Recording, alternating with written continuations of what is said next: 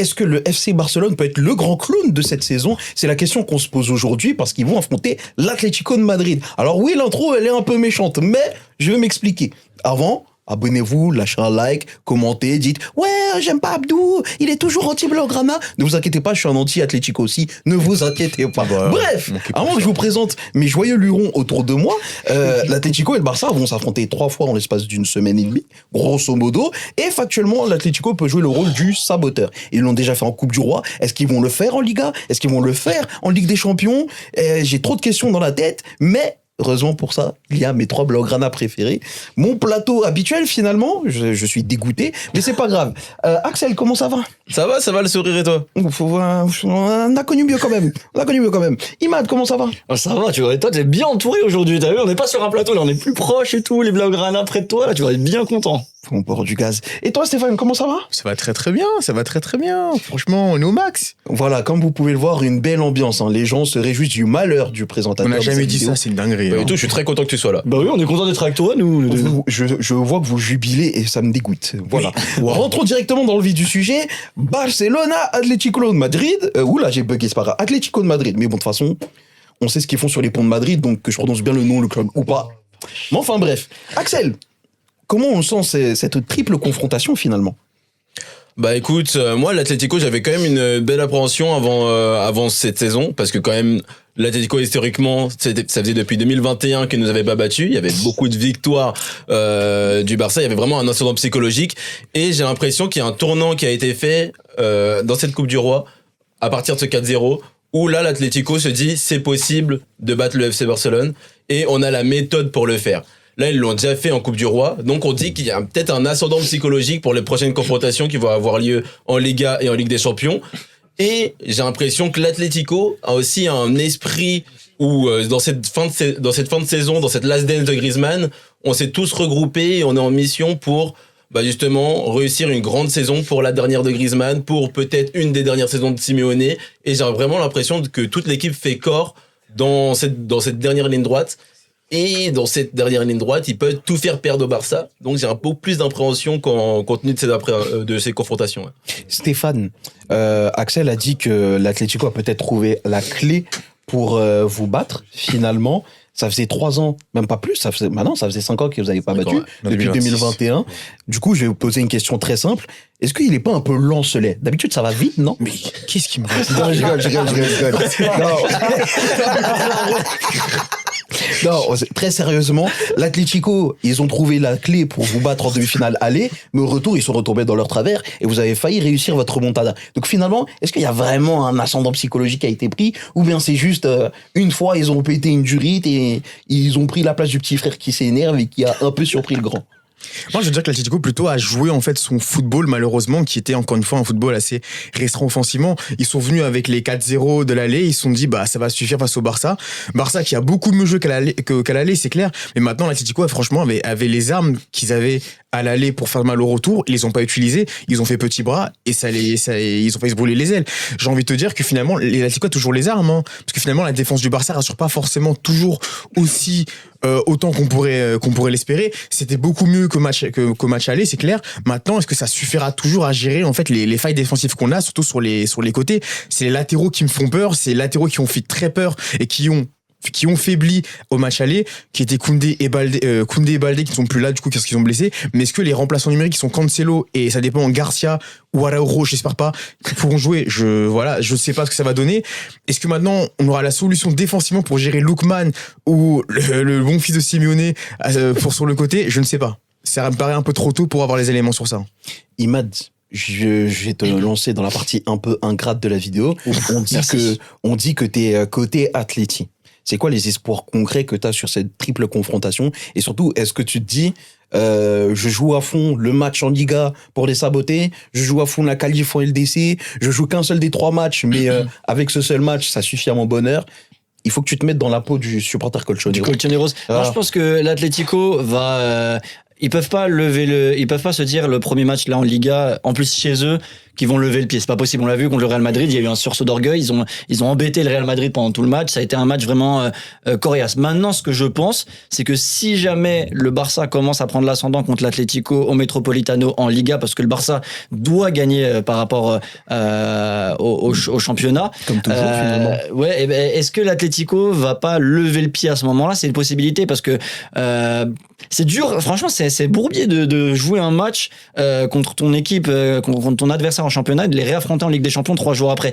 Il y a des indications que tu veux pas donner. Les matchs vont pas être les mêmes. Un match de championnat, un match de Ligue des Champions, c'est pas du tout la même chose. Surtout en championnat, l'Atlético Madrid est 4e, 13 points d'avance sur la 5e place. Donc on peut dire que la Ligue des Champions c'est quasiment acté.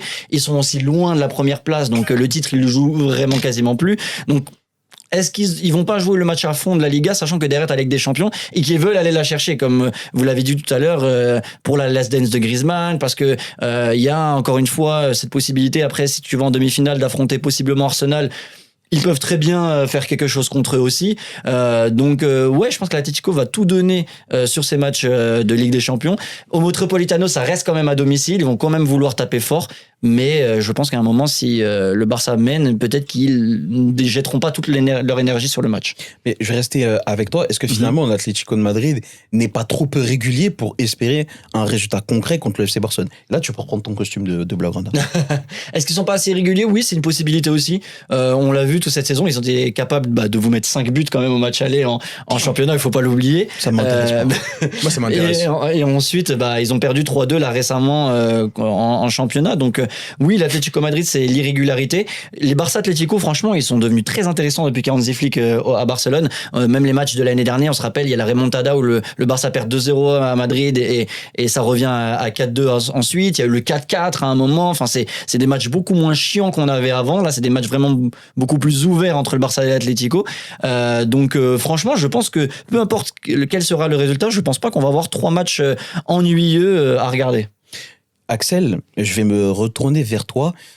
Comment il faut lire cet Atlético de Madrid? Comment est-ce qu'il faut analyser cette équipe qui est aussi équilibrée qu'un mec de la colline du crack?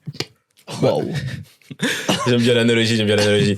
Non, mais l'Atlético, je pense qu'on a vraiment une lecture. Faut un peu sortir des sentiers battus de notre analyse de l'Atlético, parce que l'Atlético ne défend plus aussi bien qu'avant. Ils prennent beaucoup plus de buts dans les gros matchs. Ils en ont pris 4 face à Arsenal. Ils en ont pris 3 face au Barça, 3 face au Real. Donc c'est une équipe qui laisse quand même de la place défensivement. Et c'est une équipe qui sera beaucoup plus dangereuse dans ses transitions, où là, au niveau de leurs attaquants, ils arrivent beaucoup mieux à se retrouver entre un Giuliano Simeone, Lookman, un Griezmann qui sera là pour faire le lien, un Julián Álvarez qui commence à retrouver un peu des couleurs. Donc c'est plus une équipe où on va juger sur leur efficacité, à être clinique sur les transitions, plutôt qu'à être solide défensivement. Et c'est là que le Barça peut appuyer très fort, c'est que, comme face à Newcastle, si tu arrives à marquer des buts très rapidement dans le match, en étant clinique, comme l'a été Rafinha par exemple, qui sera pas là d'ailleurs pendant 5 semaines, donc c'est aussi une donnée qui sera à prendre en compte, mais je pense qu'on va en parler. Ouais. Finalement, si tu arrives à prendre le match par le bon bout et justement à prendre les devants et à pas te laisser emporter par le scénario, parce que ça a souvent été le problème du Barça, c'était de rattraper un score, de revenir de 2-0 et de devoir entamer une remontada, tu gères ton scénario de match et tu arrives beaucoup plus à manœuvrer cette équipe de l'Atlético qui, on sait, a des largesses pour revenir dans le match, pour réussir à reprendre le jeu, à contrôler le jeu et à devoir être acteur protagoniste d'un match pour pouvoir le renverser. Avant qu'on se lance dans la partie prono, Stéphane, j'ai une question pour toi. Justement, au vu des absences et des aléas qu'il y a côté FC Barcelone, t'imagines quel joueur se distinguer sur les 3 matchs? Est-ce que ce sera un joueur qui va disputer les 3 matchs? Est-ce que ce sera un joueur qui va choquer sur un des 3 matchs? Comment tu imagines la physionomie de la chose? Et surtout, tu imagines qui dans le costume du super-héros finalement? Le super-héros, moi j'en vois 2. Ce sera Yamal ou Pedri. Ou même les 2, mais franchement la lumière ne pourra venir que ces 2 joueurs, parce que finalement c'est les 2 joueurs qui ont, je pense, les capacités offensives et techniques de venir mettre à mal la défense de l'Atlético Madrid, et surtout en l'absence, surtout sur le plan offensif, purement offensif, en l'absence d'un Rafinha, en l'absence pas forcément d'un Lewandowski sur le plan présent, parce qu'il sera présent, mais sur l'absence performance dans Lewandowski, c'est sur Yamal qu'on devra compter. Et tu peux pas forcément compter sur les remplaçants qui sont Baderji, qui n'a plus de régularité au Barça, ou Rashford qui trouve toujours pas à son rythme au Barça, dans un match à grand enjeu face à l'Atlético Madrid, c'est malheureusement sur Yamal qu'on va encore une fois remettre tout le poids offensif. Et faudra aussi compter sur un grand match de prise de milieu de terrain parce que au match aller c'était un peu plus compliqué. Si on revient sur la Copa del Rey, c'était un peu compliqué. Maintenant, à savoir qui sera accompagné de Pedri au milieu de terrain, parce que du coup, en vrai, moi je compte sur ces 2 jours-là, mais je pense qu'un nouveau joueur au milieu de terrain pourrait faire beaucoup de bien. À savoir si De Jong sera revenu, je sais plus, je pense pas. Je pense pas que De Jong sera revenu. On va plutôt compter sur Bernal du coup. Il sera juste De Jong. Peut-être sur le 3e match, peut-être qu'il revient sur le 3e match, non? Ce sera trop juste encore. Bah là, il est incertain, du moins pour le match de Liga et le premier match et le match aller. De Liga. Il y a moyen qu'il soit de retour pour le match retour. Ouais. Peut-être un retour d'ici là qui pourra nous faire du bien. Mais moi, je mise vraiment sur Yamal. Malheureusement, en l'absence d'un Rafinha, on a vu face au match Atlético Madrid à l'aller. Rafinha était présent, mais était absent plutôt dans les circuits de passe. C'était une performance assez faible de Rafinha. On a vu un Yamal qui a pas mal galéré. C'est pour ça que moi, j'attends de voir comment ça se passait. Et c'est les 2 joueurs que je mettrai en avant en tout cas. Moi, pour ma part, et là, c'est la partie où j'être un peu sérieux dans cette vidéo. Moi, celui que j'imagine vraiment se distinguer, bizarrement, c'est Eric Garcia. Pourquoi ?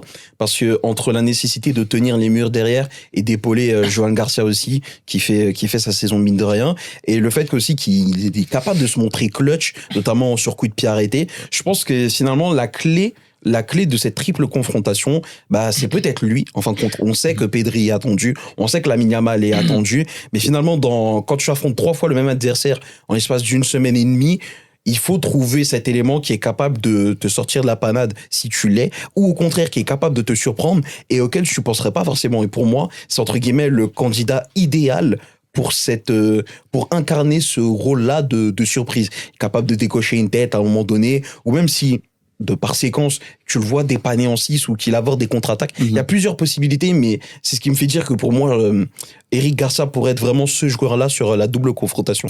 Juste, excuse-moi, il y a un dernier élément sur lequel je voulais venir aussi, c'est sur le 9. Ça va être une vraie question parce qu'on l'a vu quand le Barça a tenté sa remontada, on a vu que c'était très compliqué avec Ferran Torres.